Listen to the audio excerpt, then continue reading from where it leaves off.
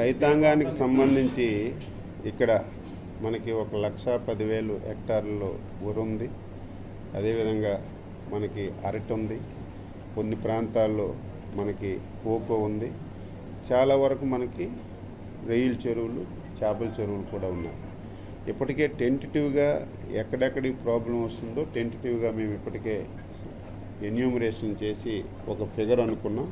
మనకి రేపు సైక్లోన్ వచ్చిన తర్వాత ఈరోజు ఇక్కడే కాదు, ఆంధ్రప్రదేశ్ రాష్ట్రంలో ఏ ఒక్క రైతు కూడా ఆందోళన చెందవలసిన అవసరం లేదు.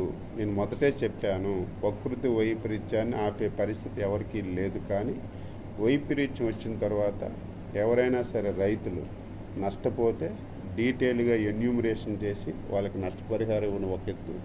ఇప్పటికే ఆచార్య ఎన్జీ రంగా విశ్వవిద్యాలయంలోని సైంటిస్టులను అందరినీ రెడీ చేశాం.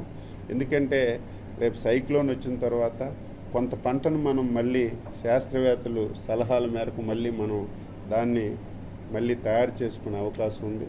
మళ్ళీ దాన్ని మనం ముందుకు తీసుకొచ్చే అవకాశం ఉంది. కాబట్టి శాస్త్రవేత్తలను కూడా పెట్టి ఏ రకంగా మనం మళ్ళీ పంటను కాపాడుకోవాలి, ఒకవేళ కాపాడుకోలేకపోతే తప్పనిసరిగా ఈరోజు వరికి కానీ అదేవిధంగా అరటికి కానీ కోకోకి కానీ నష్టపరిహారం కూడా డీటెయిల్గా సర్వే చేసి తప్పనిసరిగా ఇస్తాం.